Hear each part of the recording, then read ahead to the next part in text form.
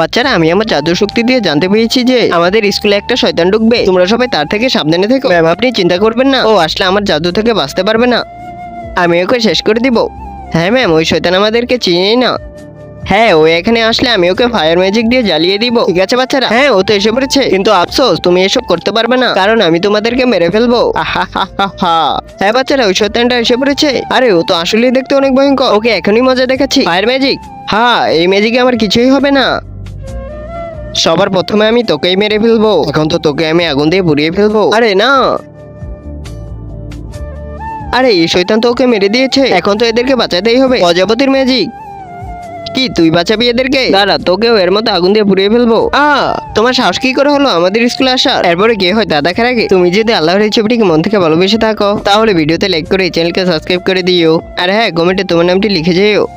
অ্যানিকন magic, আমরা দুজন তোমাকে ছাড়বই না। আরে এটা আমার কি হচ্ছে? বন্ধুরা, এর পরের পার্ট দেখতে চাইলে লাইক করে সাবস্ক্রাইব করে দিও।